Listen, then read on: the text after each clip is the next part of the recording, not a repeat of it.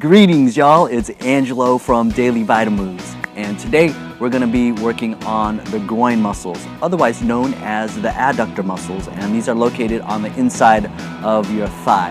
And you may have heard athletes or people that play sports injure their groin or have a groin pull or groin strain, and that's usually a couple inches down from the actual groin where the muscle and tendon sort of meet. And so what we want to do is just keep this area healthy, because what can tend to happen is these adductors can get tight and can contribute to knocked knees, and then also it can predispose the hip to a lot of compression and just decrease the function if these adductors are too tight. So today we're going to go through an isometric contraction that's going to help calm down these muscles, and then I'm going to show you a movement to get more extensibility in your groin or adductor muscles. So let's do this.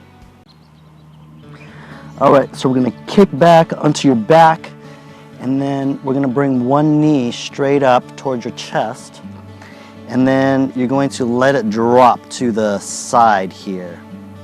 And you'll notice that as this goes down, if this is pretty tight, your other hip's going to kind of want to come up. Okay, so we want to keep that side on the ground as this goes out to the side. Okay, and just go as far as you can comfortably go, keeping that hip on the ground. One trick is to press this other heel into the ground, contract that glute, and that'll help keep you square here so that hip doesn't lift. Okay, and then we're going to bring this hand on top of the knee, and then we're going to gently press our knee up into our hand, and our hand is going to resist so it doesn't move. Okay, so it's going to be a very gentle contraction. Okay, so don't try to strain and struggle and press as hard as you can. Okay, you should be able to breathe, hold for 5 seconds. Okay, and then slowly relax, let that drop a little bit further. Okay, and then you're just going to repeat. Okay, make sure that hip doesn't lift too much off the ground. Try to keep that on the ground, and again, hold 5 seconds. Okay, and then slowly let that relax. Okay, so mine probably went down probably about 3 or 4 inches from there. So that's going to get the short adductors. Now we want to target more of the longer ones, so it's going to be the same thing, but now instead of our knee bent, we're going to try to straighten our knee. And so if you need to come up a little bit, that's fine. We want sort of, we don't want it to be too low.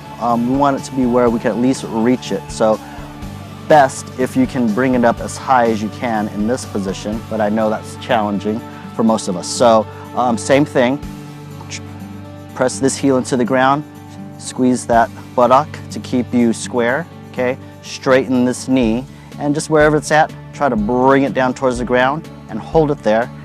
You don't need much pressure from your hand, because you'll see when you get to this position, there's a lot of leverage arm into this leg, so it's enough contraction. If it's too much, you can help even support it just a little bit to hold the contraction for 5 seconds, okay? And then slowly relax, let that come down to the ground, and then you can repeat there. All right?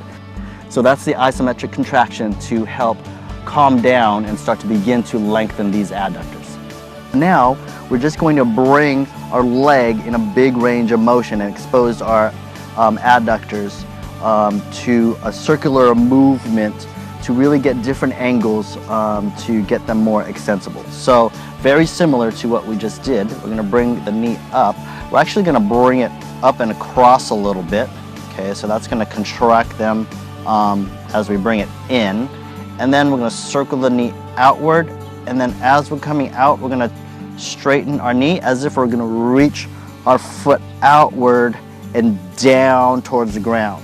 Okay, and same thing, as you start to do that, you'll notice your hip will want to kind of turn like this, so we still want to keep this leg active, pressing into the ground, squeezing that glute as we reach this knee up to the side, straighten that knee, reach the foot out to the side and down to the ground, and then circle it back to the other leg.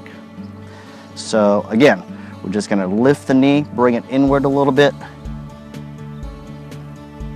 bring it out to the side, okay? I'm actually trying to bring it up into the side, and then I'm gonna try to kick my foot, straighten my knee, and try to reach that out to the side and then down to the ground and then around.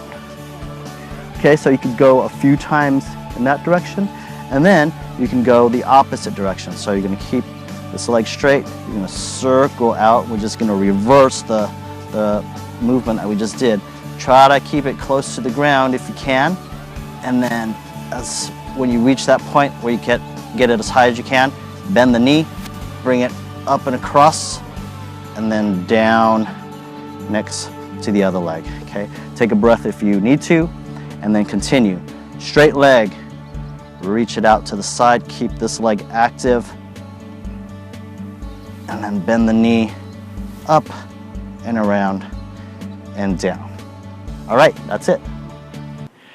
All right, we did it. So enjoy this movement, practice it every day. Share this with your friends and family. Show them what you've learned to help them with getting more extensibility in their groin muscles. And feel free to subscribe to my YouTube channel and my Daily Vitamoves newsletter, where you will be notified whenever I post a new video. Here's to making moves that nourish your life. See you next week.